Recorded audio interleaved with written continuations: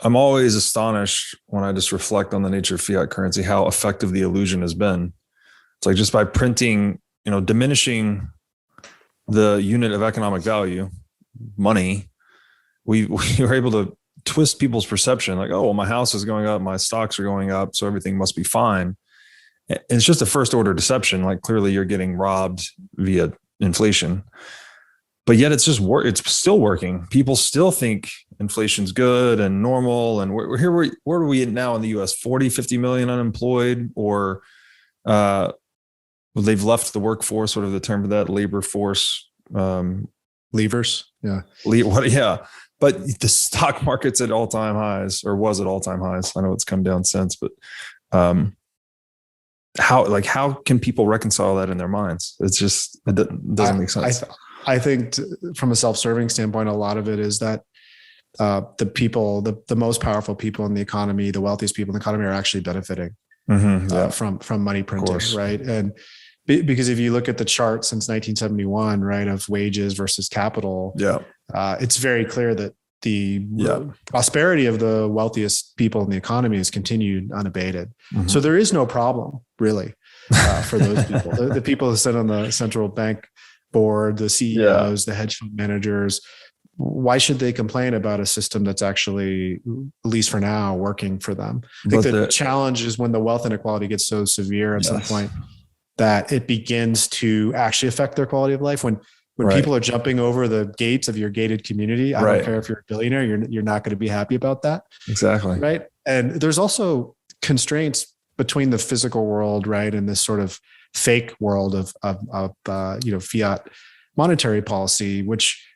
popped up a little bit during the pandemic here with these supply chains that have sort of broken down, where again, you could be a billionaire, but you may not be able to buy toilet paper. Mm-hmm. And so it brings in this sort of like front and center. It reminds the wealthy class, frankly, people like me, right? I'm not going to make any, illusions about that, right? Like I've been blessed and lucky over the last 20 years to build a lot of capital through building businesses. Now I'm aware that the fiat system played a role in that, right? Like my ability to raise cheap capital got easier, by the way, from 2009 when I raised my first seed round of capital till now. Now you can raise a $20 million seed round with very little effort. Back then it was pulling teeth in 6 months to raise $1 million in seed capital. So that's the pernicious impact of lower and lower interest rates and an easier and easier money environment.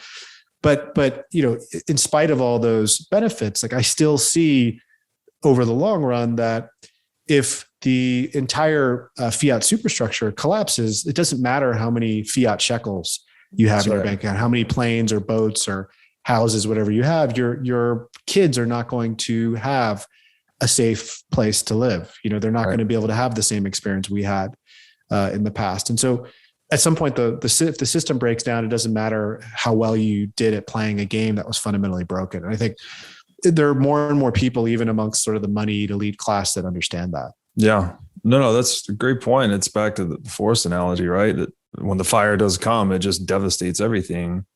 You've delayed volatility, but you've exacerbated it to the point of destroying the roundaboutness of the production structure such that aggregate wealth is declining. So you're like, the money is essentially just a call option on all that stuff. If all of a sudden less stuff is being produced, more capital is being consumed, then what does it matter? It's just capital consumption. Yeah. Right. If people believe that money is going to be cheap forever and the hurdle rate for a new investment is effectively zero, then you could spray capital around on anything. Like going to the store and buying, marshmallows and Cheetos makes sense. Buying a new airplane makes sense. Right. Investing in startups that have no chance of succeeding makes sense potentially, because the alternative is, you own a melting ice cube. Right. This artificially low interest rates, artificially low cost of capital actually drives the consumption of long-term, more sophisticated capital structures and drives it into the here and now. And that fundamentally just doesn't make sense in the long run. It actually leads to a declining standard of living eventually over time. Yeah, it's decivilizing even, right? Ultimately, civilization is just how much capital have we accumulated? And if you start consuming that, you're drawing down the capital stock, you're actually decivilizing the world. You're also dehumanizing individuals, right? Because before low interest rates and before the fiat currencies, before the dollar was a reserve currency, you used to have to pay wages in your own local area that actually reflected both value created and the actual cost of living, what an employee actually needed in order to live there. Now you're complete disconnect between the fundamental reality of what value the employee actually creates, right, and what they actually have to spend in order to live in that area, and the business itself, right. So what you see is entrepreneurs just outsourcing big chunks of their production to completely disparate areas that have the lowest cost employees, whether that's good for society or not.